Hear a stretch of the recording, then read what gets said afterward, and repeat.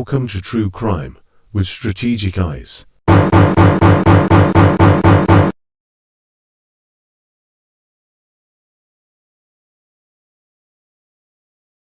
Strategic back again.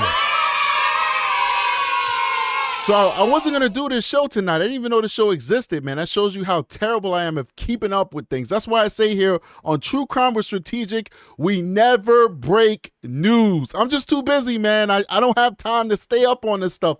But that's why we got Aki, and then separately, because Aki is her own thing, and we have the research crew. That's why we have them, because they're the ones that keep me grounded, that keep me up to date on these important stories. So Aki hit me up. I was going to talk about something else, and she was like, yo, Strategic, you got to talk about and do a reaction to and analyze this interview that Daniel Martell, the stepdad of Lily and Jack, did to Canadian TV. I'm like, what?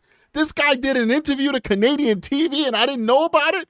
Why didn't Canadian TV contact me and say, hey, Strategic, we just want to remind you that at 9 o'clock Central Pacific Eastern time, we're going to be talking to Daniel Martell, and we want to make sure you're aware of it so you could do a reaction video and analyze this guy's interview and let us know if he's telling us the truth. Well, these guys are kind of rude up there in Canada. The citizens are nice, but the news is rude. So I'll talk to them later. Anyway, the bottom line is we're going to be doing a reaction to this.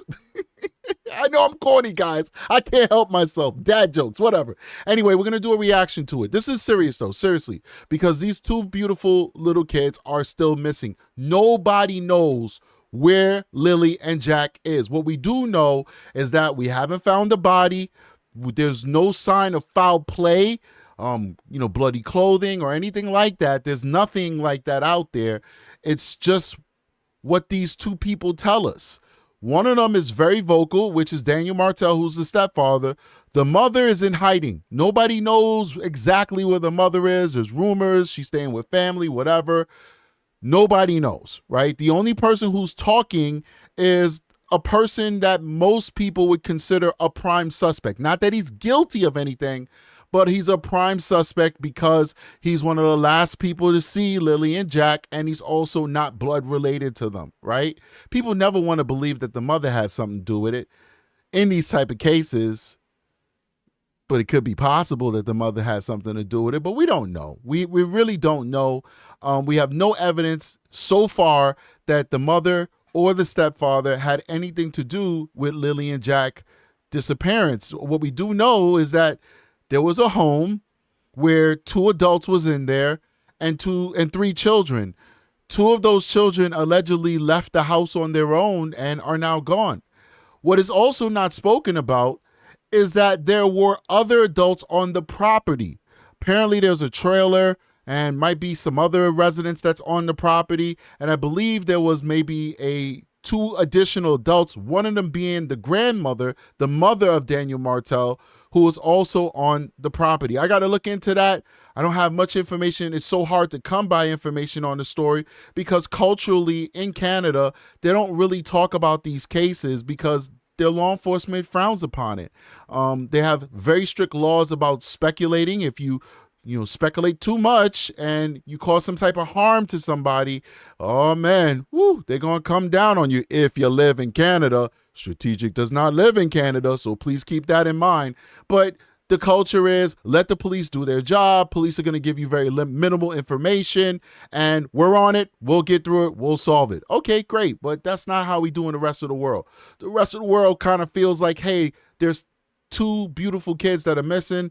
Maybe if we all put our heads together, we might figure out what happened to them. And believe me, or believe you me rather, it would not be the first time or the last time that the internet has solved a case. And take that from a bona fide active duty sex crimes detective. I'm telling you that the internet has solved cases before. And for you true crime aficionados out there, you know exactly what I'm talking about. Many times it's the pressure and the spotlight that internet puts on these cases that help these cases get solved. So that's what we do here. We're giving a voice to the voiceless. And right now, Lily and Jack have no voice. So we're going to give them a voice. So hopefully they'll be returned home safely. Now, there's another case that happened in Canada.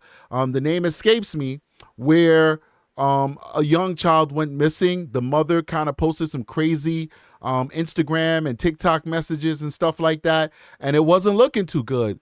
But guess what? That baby was found alive, wandering on the side of the road. Clear Bell. That's the one right there. I was going to cover it. People on the research crew was getting everything together, emailing me stuff, and boom, right when I was going to jump on that case, she was found. So I had to move on to something else because there's just too much to cover, right? But that's one of the good outcomes that we're looking for. We don't get those good outcomes often, but it is possible and it does happen. And Claire Bell is testimony for that possibility of a good outcome in the Lillian Jack case. So we're going to keep talking about this case so we could keep bringing awareness to it. All right, before we get started, big shout out to everybody who's showing love. We appreciate you guys. Thank you so much. Have 113 people watching the show so far. We just started, so we're going to get quite a few more as the show starts going. But I need at least those people who are here right now to hit that like button so we can get into the algorithm so that this show could be shown to a wider audience and more people can join our true crime family. That's how it works. Your likes, your engagement in the chat tells a YouTube robot that this is an engaging show that people like, and hence the robot shows the show to a wider audience. People who aren't subscribed to the show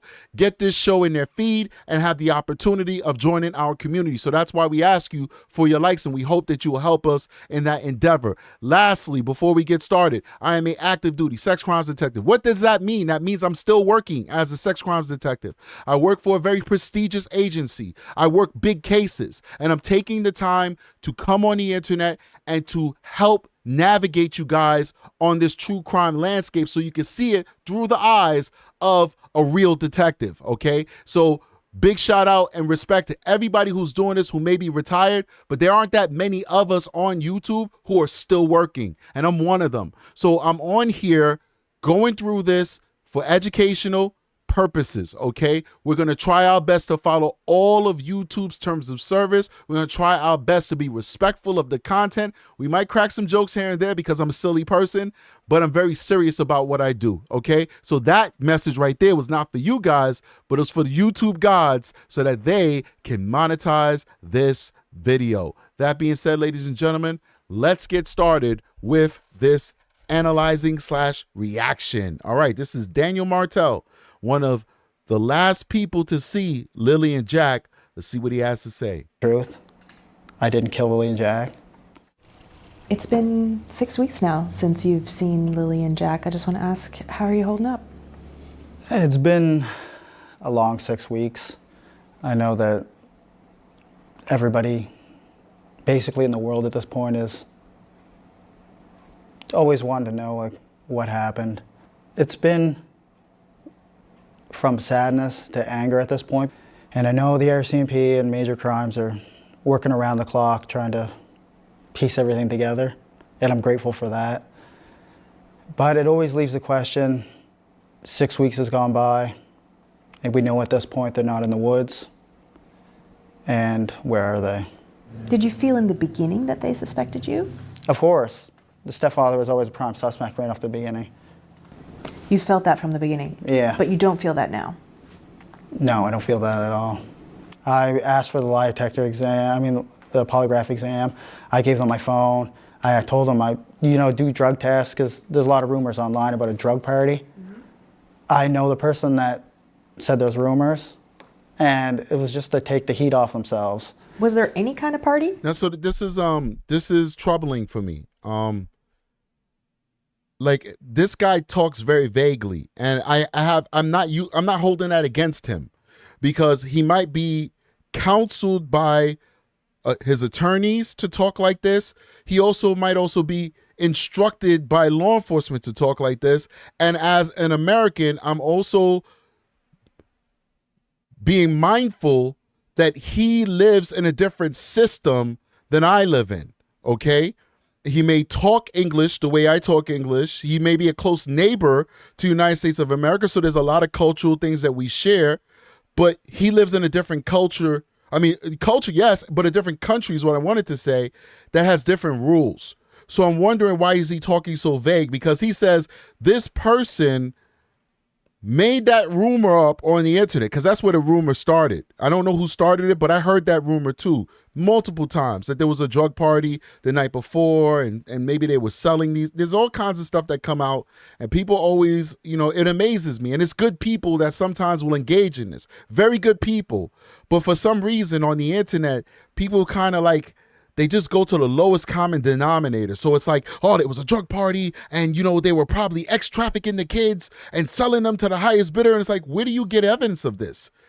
And it's like, good people will talk like that. I'm like, why are you talking like that? Why are you assuming that this stuff might happen? That's so morbid and macabre. It's so nasty to think that way. But anyway, whatever. It's a different conversation. Bottom line is, he vaguely says, I know who started that rumor, and they started it to get the heat off themselves. So are you saying that this person who started that rumor is a suspect? That they may have done something to Lily and Jack? Like, that's why I don't like that kind of vague kind of talking. What does that mean exactly? That they started the rumor to take the heat off themselves? Because my understanding is that there were possibly 4 adults that were on that property. 2 of them lived with these kids.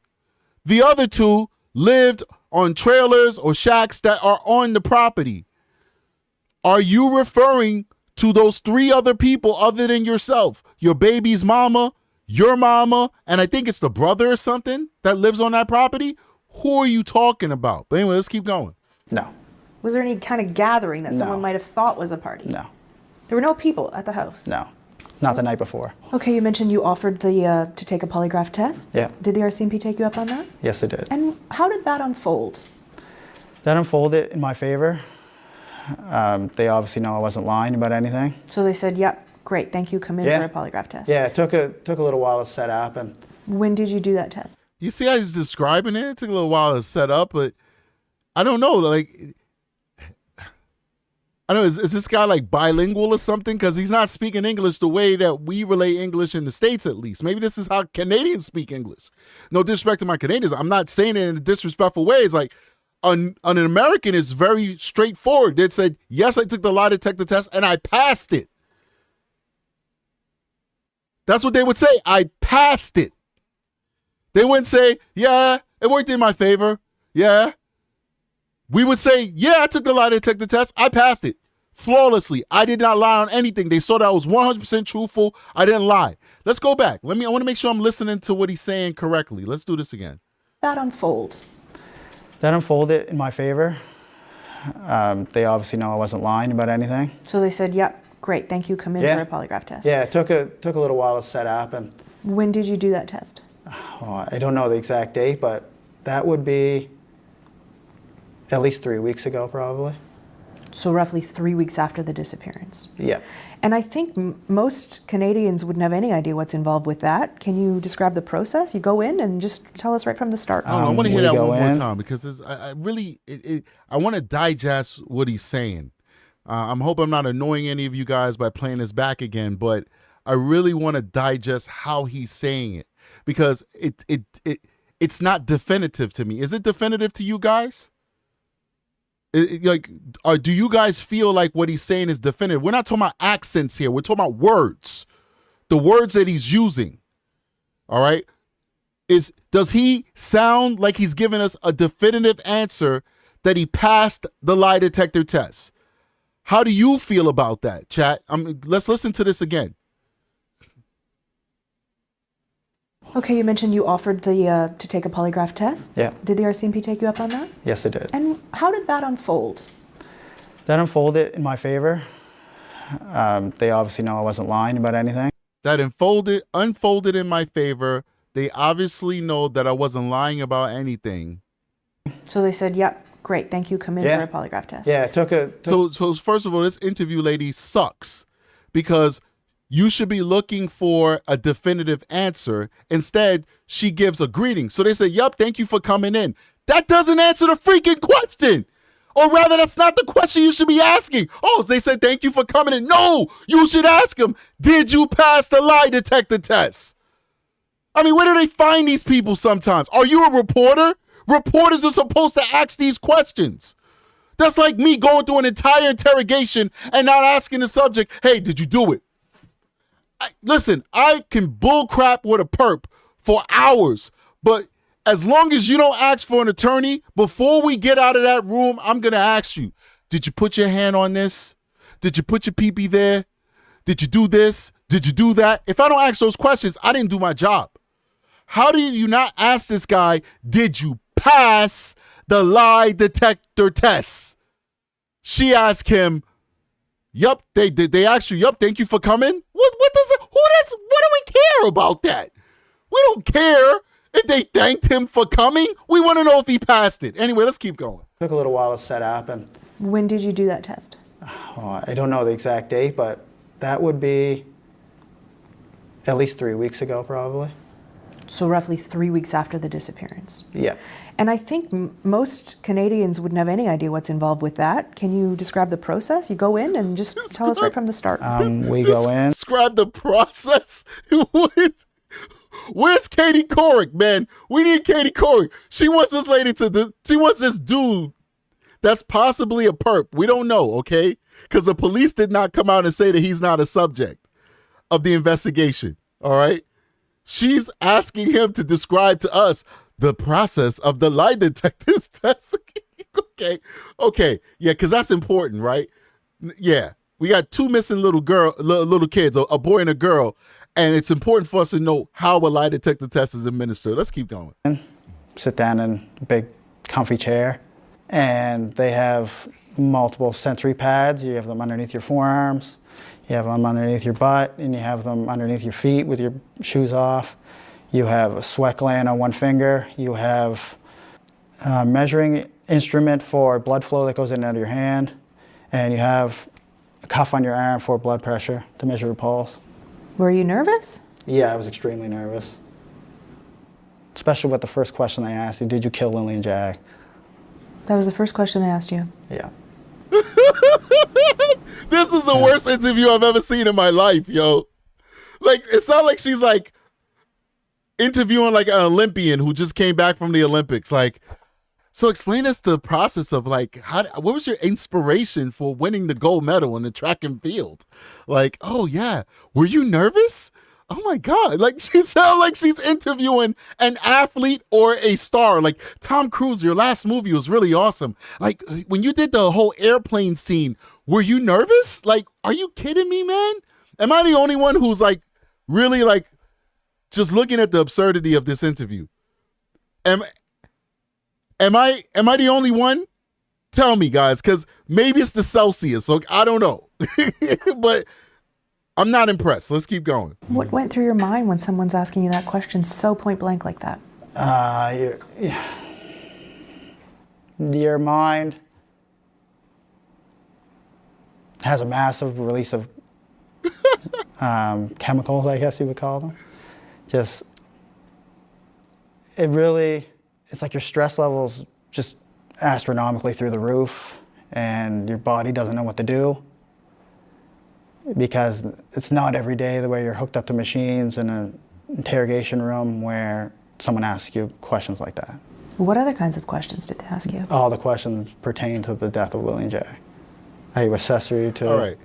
That was a good question. That was a good question, at least. Like, what type of questions did they ask you? And he answered that it was pertaining to, did he have anything to do with the death of these kids? Let's keep going. The murder of Lily and Jack. They were all... So all of the questions assumed that the children are no longer alive? Yeah.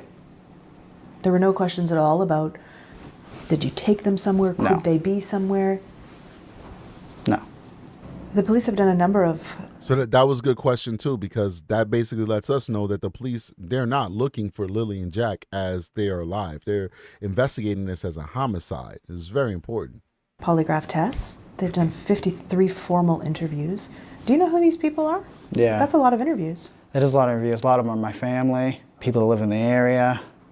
And those interviews, typically, my interview was 4 hours.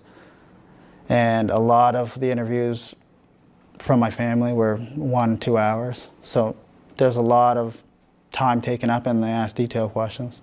Do you know who else actually took a polygraph test? I mean, I do, but I'm not going to say anything that's going to impede the investigation. Okay. When did you find out the result of your test? Immediately. I would imagine that the mother probably took a lie detector test as well. I would imagine that that would be something that the police would want. Now, it looks like he said he got the results of his test.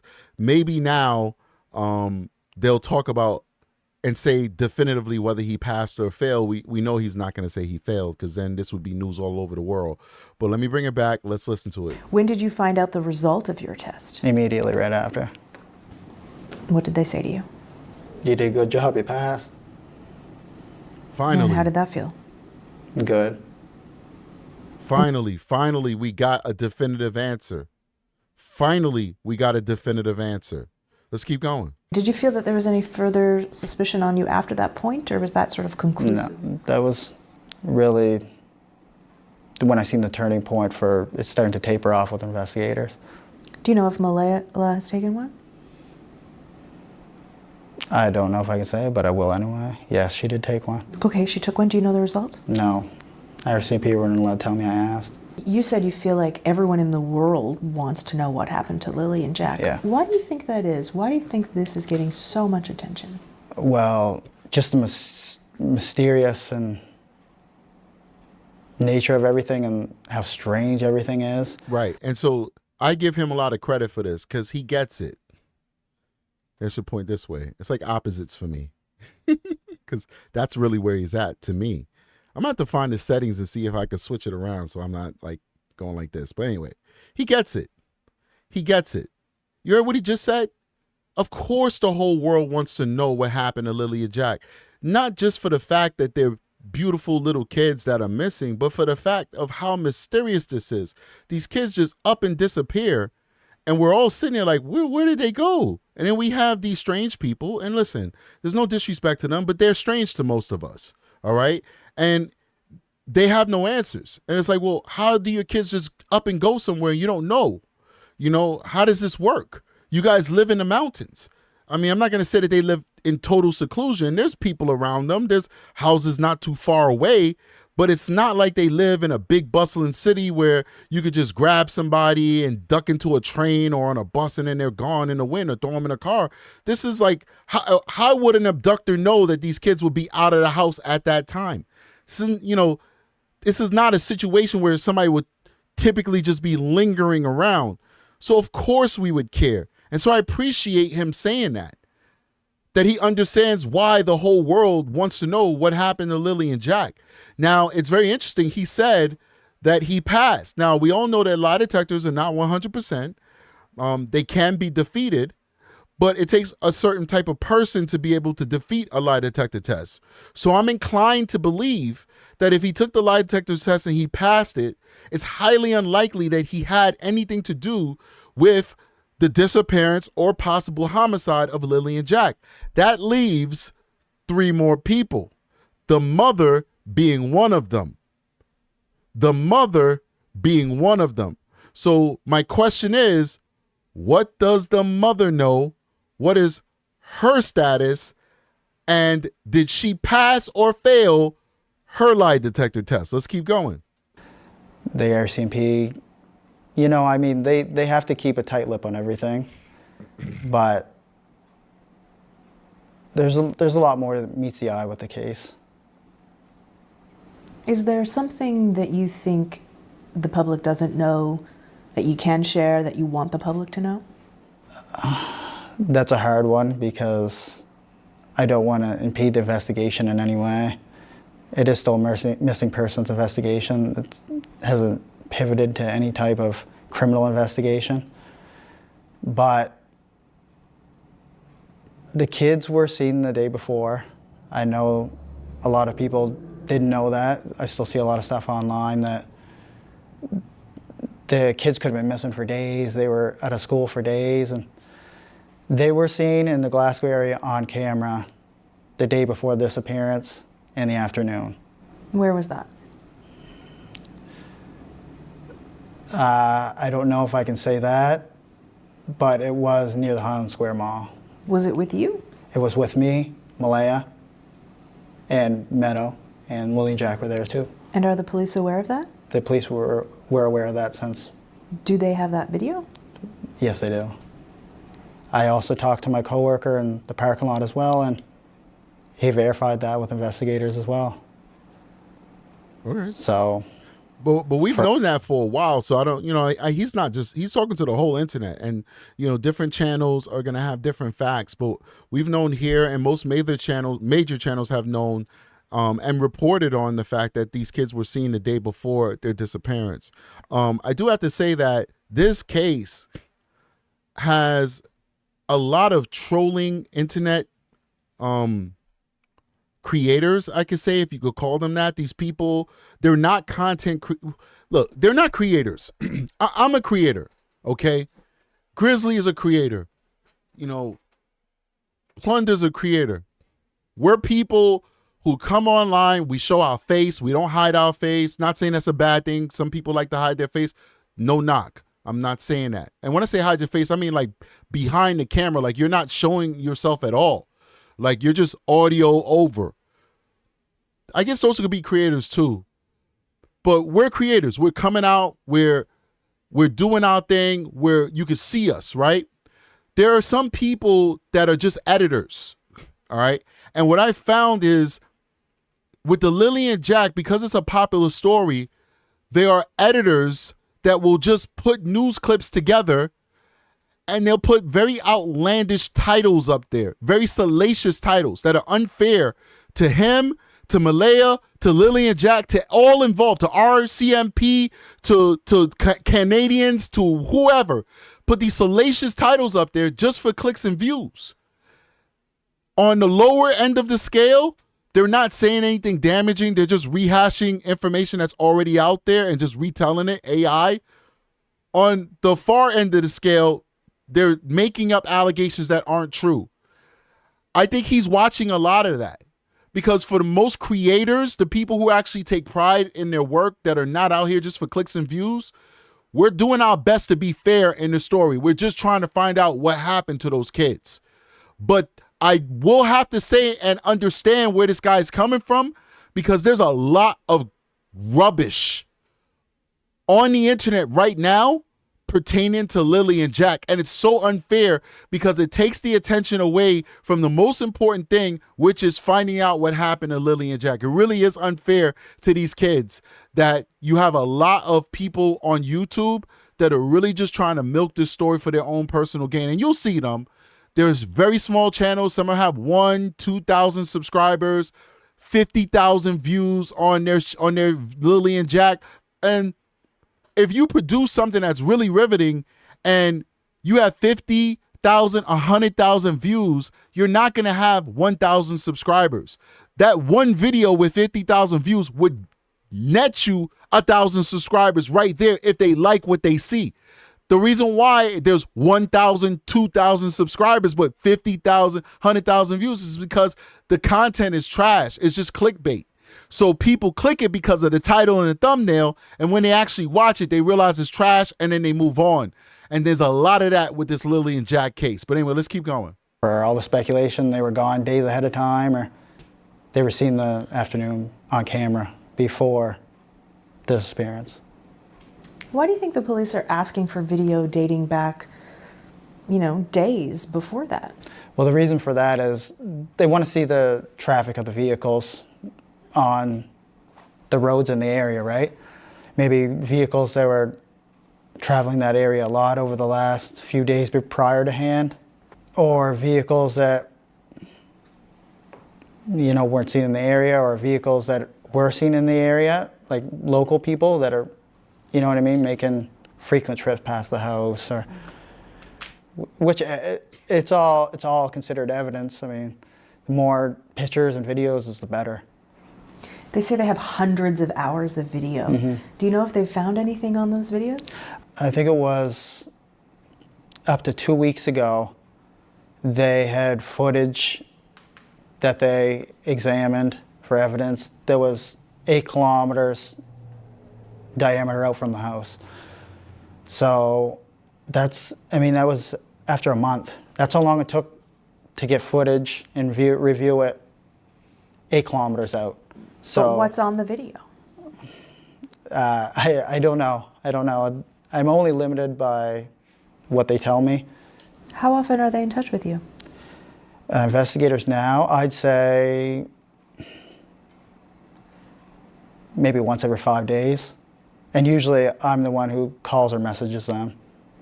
And how has that changed over the course of the 6 weeks? Well, from the beginning it was almost daily, tapering off to where it's only like once every 5 days now. And how do you feel about that? It's good and bad.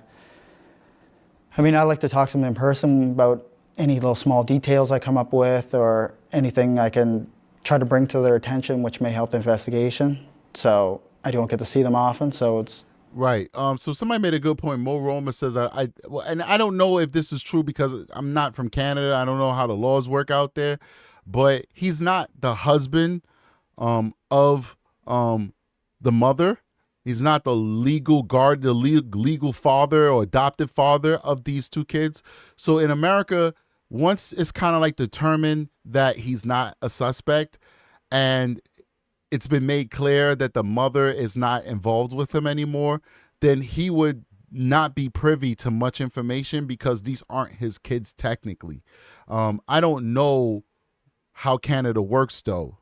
And I don't know if their silence with him is because he's no longer a suspect or not.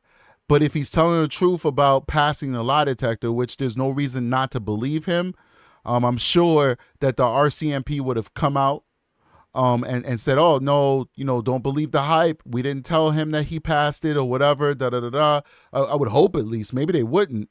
But he's saying this on the news. So if he's lying, it's going to come out that he's lying. So I'm more inclined to believe him. Unless he's a sociopath or something like that, a pathological liar, these are the type of people that are able to pass lie detector tests. I'm inclined to believe that this man had nothing to do with the disappearance and possible unaliving of these little kids. But that doesn't say much because we still have the mother who's acting very squirrely, as we say in New York.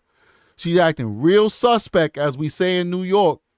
She's not acting the way we would expect a mother to act when two of her youngins are gone with the wind. Poof, like smoke. We see him, stepdaddy, all over the news, keeping these kids in the spotlight. We don't see or hear from the mother. That's a problem. That's a big problem.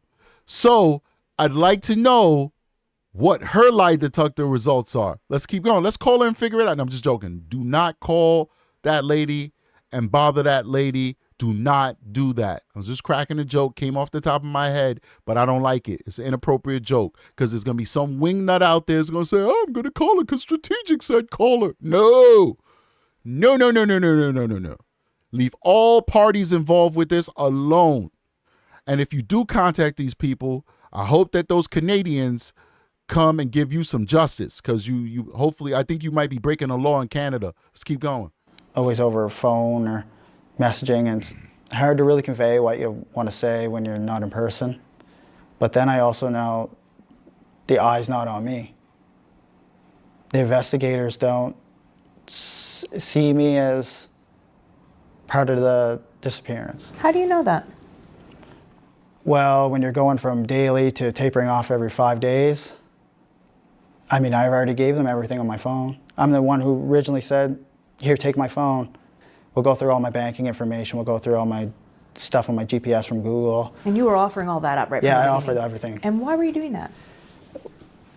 To show them that I want to get the investigation moving. I know I have nothing to do with any of it. A lot of speculation is you killed the kids. We'll just come out and say it straight as it is. What do you think when you read that? It's a lot of nonsense, obviously. I know the truth. I didn't kill Lily and Jack. And I just think a lot of people online they're seeking drama, that's the main thing. Everybody's allowed their own opinion, like I said before, but it's hard on the people that were actually there and missing the children. Still haven't got to see any of my kids, including Lily and Jack. And that's been really tough, going from a family of 7, including my other 2 kids that live in Halifax now. Going from a family of 7 in the blink of an eye, your family's ripped apart and you're left alone. All right. So first of all, it's nice to see him not squinting anymore, because normally he's like this. Second of all, I do believe that this guy is being genuine. I could be wrong, but I do believe he's being genuine. I think that he had nothing to do with unaliving these kids. I think that the person who's acting the most suspect in this case is the mama. Now, I'm not saying the mother did anything. I have no evidence of it, but I'm just saying everything that he's done since the beginning is consistent with somebody who's trying to be helpful, who's trying to get to the facts, who's trying to find Lily and Jack. Everything that the mother has done so far is very suspect to me, okay? Breaking up with this guy for whatever reason, we need to find out why they broke up with each other, disappearing, taking his child, he's not seeing his child. There's all kinds of stuff going on there. I don't understand it. I don't know why. All I know is that she's radio silence and he's out there seriously trying his best to keep Lily and Jack's name out there in the media. And also, you've heard him say in other interviews about all the things that he's offered up. Like, listen, I'll take a lie detector test. I'll give you my phone, all this extra stuff. The police have had this for well over a month. It literally just takes a couple of hours to download a phone, depending on how much memory, how much storage the phone has on it. It could take minutes to just a couple of hours. It looks like if he had something to do with this, that they would kind of know. But the problem is this is a very difficult case, ladies and gentlemen, because he passed a lie detector test saying that he had nothing to do with the disappearance or the unaliving of Lily and Jack, right? Put that on the side. The mother took a lie detector test, and we don't know what the results of that lie detector test was. We don't know.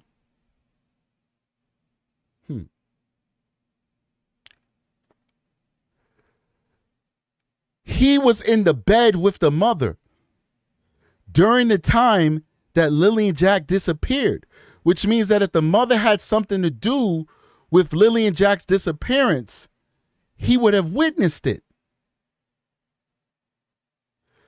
So we either have 2 options. Either A, somebody else on that property did something to Lily and Jack and took them away. Or B,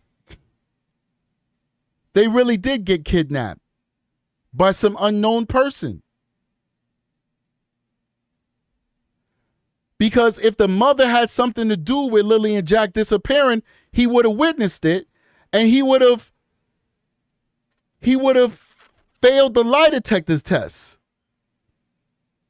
You guys understand what I'm saying here? Like, he's a witness to the mother. He gives an alibi to the mother. Even though the mother seems suspect, this guy who passed the lie detector test, they didn't kill Lily and Jack. It had nothing to do with the disappearance of Lily and Jack. He passed it. He is the witness to the mother being in the bed with him. So if the mother did something and he knew that the mother did something, he would have failed the lie detector test because he would have not been a witness. He would have been an accomplice. That's what's so confusing about this case. Because everybody that you think is a bad guy has an alibi. So I just got notified by Aki that A Obsidian emailed me the interview for the grandmother. We're gonna go ahead and play that, and then I guess we'll get the hell up out of here, man. So let's see what we got going on here. Let me get this all set up, guys. Give me a second so I can get that that interview for you fine people. Okay.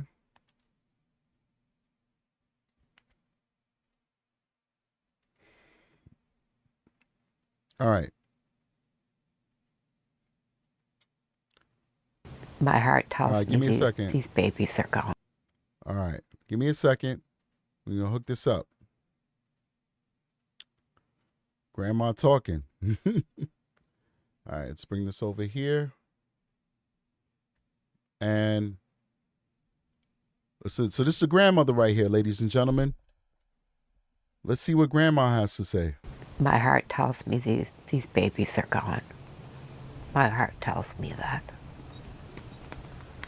I am the grandmother of Lily and Jack. I am the grandmother on the biological father's side. My son is Cody Sullivan. He's not in jail. He's never been out west. He does not have a criminal record. And right now he's living with me. He has been for 9 months. How did you find out that Lily and Jack were missing? The mom of my grandson called me. We were in town. All right, so this is the grandmother for the biological father of Lily and Jack. This is not the grandmother that was living on that property. I thought this was going to be the grandmother living on the property, but this is probative. I'm curious to see what she has to say. But I also want to know what the grandmother that actually lived in the trailer on the property with Lily and Jack, what she has to say. But let's keep going.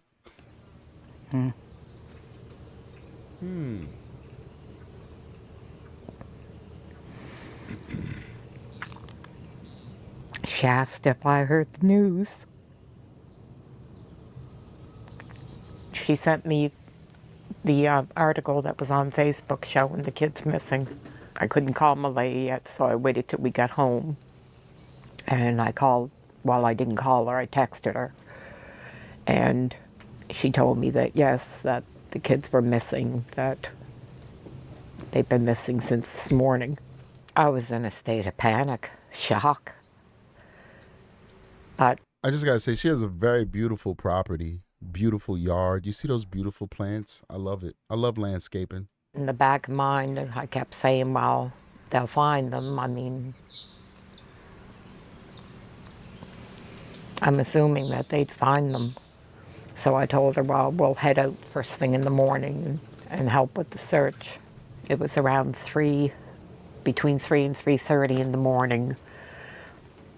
A couple of cop cars pull into the driveway. The lights wake me up that I'm a fairly light sleeper, so I see the cars pull in, so I knew what it was. So they come inside. They only stood in the kitchen. They wanted me to wake Cody up, and they wanted to know when was the last time he had seen the kids, and that they were just making sure that the kids weren't here. And then they left. All right, so I just want to clarify, because I called the grandmother on the property that Lily and Jack lives on. I called the grandmother. I called her for a grandmother for a reason. One, I don't know her name. But number two, even though she's not the biological grandmother of Lily and Jack, Daniel did have a baby with Malaya. And that baby, of course, is related to the grandmother that lives on the property with Lily and Jack. So this is a blended family. So even though it's a boyfriend that's not related to Lily and Jack, you know, that's their sibling's father. And so they are related to, by extension, I would say. This right here is the biological grandmother of Lily and Jack. This is their biological father's mother. Okay, so I want to make sure that I clarify that, but I don't feel like I was wrong by calling both these ladies grandmothers. Of course, this lady who's speaking right now is the real grandmother. Their father, Lily and Jack's father, is her son, right? But the lady who lives on the property with Lily and Jack, that is the mother of Lily and Jack's stepfather, and Lily and Jack's stepfather has a baby with Lily and Jack's mother. So they are a blended family. All right, so let's keep going. So we showed up Saturday morning, me and my sister, and we met up with my daughter, and we started, well, I asked Malaya, I said, you know your kids. Nobody knows their kids like their mom. Where do your kids normally go to play out in the yard? What direction do they usually like to And people are going to get mad at, let me not say it. They're going to get mad at me. Let's keep going. explore? And she said, well, they always play up in the little woods. Sometimes you got to know when to joke and when not to. right on the side. I said, well, okay. I said, we'll start from that point and we'll work our way out. We had spoken to a search and rescue and we weren't allowed on the other side because that's where they were searching at the time. So we just started combing through the woods up through there. We were gone for a couple of hours. I'm yelling for Lily and Jack. We always called Jack Jackie Boy. And yeah, that went on for a few hours, but those woods, I started to feel that I can't see them being in the woods. There's trees everywhere. You literally have to climb over trees, climb under bushes. It is really, really thick. We come back out and I went in to see Malaya again. I assumed she was in shock. She was very, very non-emotional, very just flat, monotone. But Malaya's very soft-spoken anyway. Okay. That she's not usually excitable. I thought that's made her a really great mom. She was an excellent mom. Really? She never raised her kid or her voice at the kids. That it was always, now Lily, what did mommy say? And I used to think, now if anybody's meant to be a mom, it was her. A part of me still feels that. Why? This is definitely very probative. It's good to hear some insight on who these people are, especially for the fact that we don't really know much about the mother and she's not giving any interviews. I really appreciate this interview. This is a good interview. Only a part of you still feels that. What do you mean? After seeing the place, seeing the condition of the home, it was like the total opposite of what I knew of Malaya. She was always clean, very clean about herself, about the kids, about her home. This home looked more like a camp. Right. Now, I don't know if it's from all the people that were there because I didn't show up till the day after. Now, listen, I mean, I spoke about poverty when I said this, and I said we don't want to make fun of people who appear to live in poverty. But I did say that there's something about cleanliness. And then people were like, you don't know how people live. You know, they were respectful. I didn't, at least on my channel, I didn't have anybody come at me disrespectfully. But I still stand by what I'm saying. And here's a person that lives in that type of rural community. And even they agree, like, okay, you know, you don't have to necessarily live like that. That's a dump, what I saw. So there's a difference between being poor and living in a dump. You don't have to live in a dump just because you're poor, you know? And so somebody, well, how do you know that they're poor? Da, da, da, da. And I'm like, well, you know what? I'm a person, like, I know a lot about construction. I'm a jack of all trades. I'm very handy. You know, the way that trailer looked was very unkept, okay? It's a stationary trailer, mobile home type house. It was very unkept, you know? So if you just was living on, you know, off the grid, you didn't have to live like that. And the messes, etc. It was very dirty. It was very disorganized. It was very cluttered. And you know what? You know, I get it. People on the internet sometimes like to defend other people, but facts are facts. And those children should not have lived in that type of environment. At least that's how I feel. Now, if you live that way and it works for you, then, you know, I'm not trying to personally insult you. I don't know you. I'm talking about what I see here, and that is the conditions that Lily and Jack was living in. And I just think it was inappropriate. But anyway, and it looks like Grandma feels the same way too. Let's keep going. But it was very unkempt. I was pretty surprised. I love you. Lily is, she was my little dream girl, the first granddaughter. Oh, beautiful. Look at her. Oh, and I love beautiful. that she had the brown hair and she had a space between her teeth, which I had when I was a kid. So yeah, she was our little princess. Jack was such a sober, serious little baby. Oh, boy. That he didn't like to smile. You could tickle him. And he would look at you ever so serious, like he was really studying you. And so how long were your son and Malaya together? 3.5 years, I think it was, yeah. I thought they were the picture-perfect family. Then Malaya started to tell me that they were having problems and she wasn't happy. She told me that she wasn't happy and she thinks she's going to leave. And I told her that we supported whatever she decides, that one good parent is way better than two broken ones. And then how did that change your relationship with Lily and Jack? This lady's very nice. She comes off as a very kind woman. She comes off as a very kind and well put together woman with a beautiful home. I mean, I haven't even seen the home, but you can see this is a well kept space. Beautiful yard, beautiful plants, brand new siding, white windows. Clearly, they're cleaned and painted. Very nice deck furniture. Very, very nice, well put together woman. I love to see it. I thought it was going to change, but it didn't. Yeah, it didn't change. Malaya, she was a sweetheart. Anytime we wanted to see the kids, she'd come by for a visit. She'd bring them by all the time. Wow. It was actually really, really good. So when was the last time you saw the children? A year and a half, almost, really, it's about a year and 9 months. How did you deal with that? Really, to be honest, maybe I didn't deal good enough with it. I looked at the fact that when her and my son separated, my son walked away. He chose to walk away, that she wanted sole custody of the kids. So she petitioned the courts for sole custody, and when she did that, he said he was done. You know, and I'm sorry to say it, and we do our best to raise our kids well, but shame on her son for that. That has nothing to do with this woman. She can't live through her son, you know, she can't make him make decisions. He has very bad character, that he'd walk away from his children.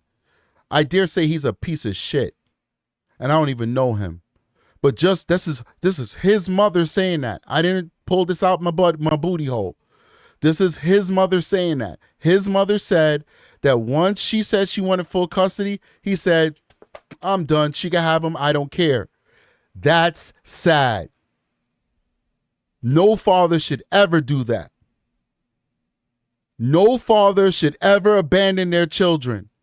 I know you butt hurt that she didn't want to be with you no more. It sucks. We all have to deal with it. We've all had our heart broken. Women sometimes decide they just want to walk away. There's nothing you could do about it. But you should never abandon your children. It's not a package deal. It's not all or nothing. Either I have the woman and then I have the family, or I don't have the woman, I have nothing. Fuck the woman. If she wants to leave, that has nothing to do with your children. And the fact that she asked for full custody and he walked away, maybe she had good reason to ask for full custody. Maybe she saw something that mommy did not see in her own son, that her son was a piece of shit. You guys know how I am with the kids, man. Protect the children. Maybe if Lily and Jack had a father in their life who actually cared about them, maybe they'd still be here. Of course it's demonetized, man. I wasn't expecting this to get monetized, my Aki. I was mindful of all the times I said children. Once you say that too many times, it's over. It's out the window. Anyway, let's keep going. Were you ever formally questioned? Yes. So then it's about a month after Lily and Jack are last seen that they come and formally question you. So it's about 3 weeks. They question Cody for an hour and a half in the vehicle, and then they question me for 2 hours in the vehicle. How did that feel to you? I didn't mind. I mean, to me, I expected, I'm the grandmother, so it wasn't a surprise to me. I'm assuming the sooner they do all that, I wish they would have done it sooner, that the sooner they can move on. So I didn't have a problem. My son was a little upset about it. He said they made him. Did I drop the F-bomb? You know, I had a couple of beers before I went on this live. I'm not going to lie to you. So I'm a little bit extra strategic today. It's all good, man. We got to have a good time.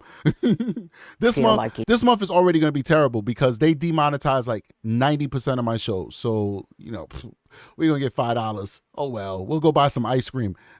Ice cream on me, Aki. We'll go get ourselves some Carvel with the YouTube monetization check they send us.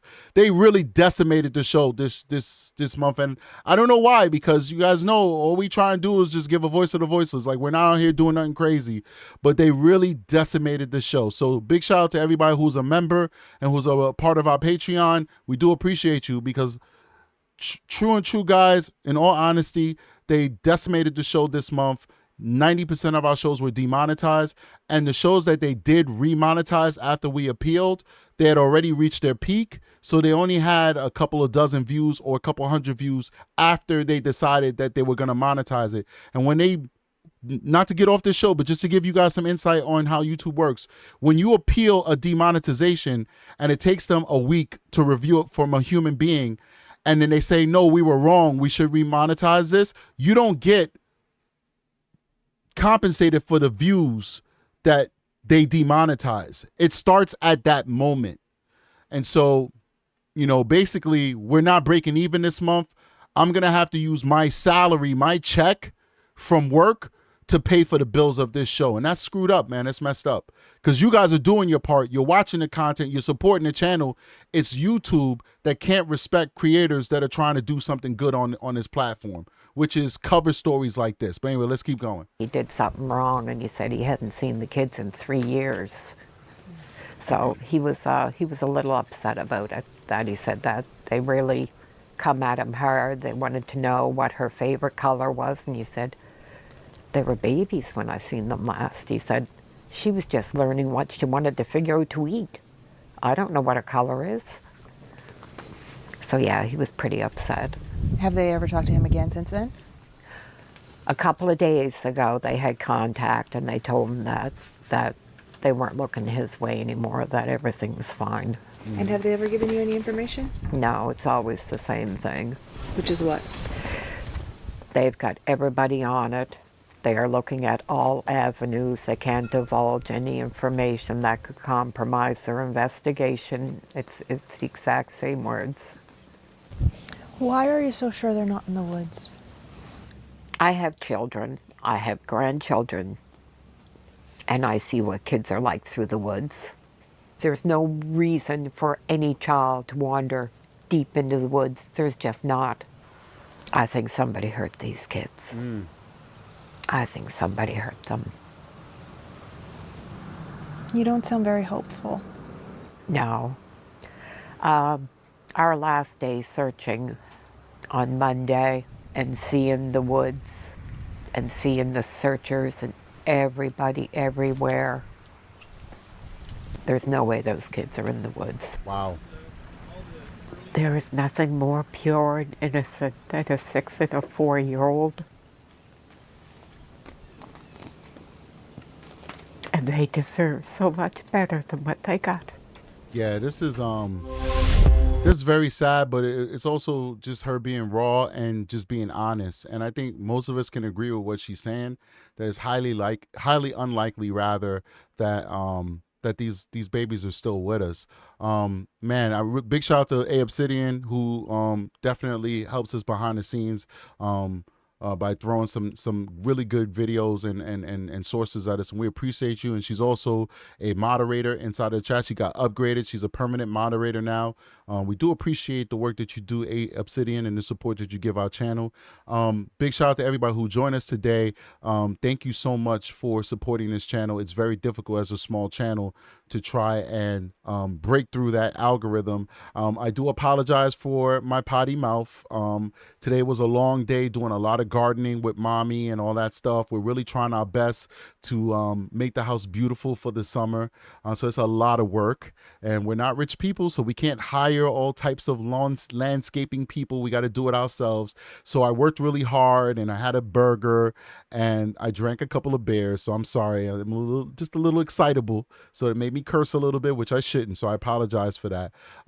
But I hope you guys understand the realities of YouTube and how difficult it is to be successful on this platform. So please do consider continuing to support this channel, continuing to hitting that like button, continuing to engage in the chat so that we can power our way through the algorithm. Also consider becoming a member of YouTube and of the Patreon. I'll give you an example of the type of work that we do on a Patreon.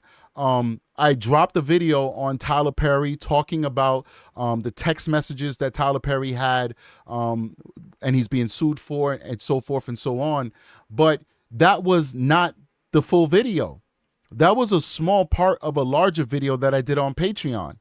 And on the larger video that I did on Patreon, I actually opened up to the audience and told them about my experience being sexually harassed by a male supervisor when I started out in law enforcement for the state of New York. And I went in great detail about that experience and how it made me feel, what happened, which was really messed up, what happened to me, career-wise, all that good stuff. I shared that with that audience. You'll never get that on the main channel. But the people on Patreon do have access to that story and how that ties into the whole Tyler Perry story.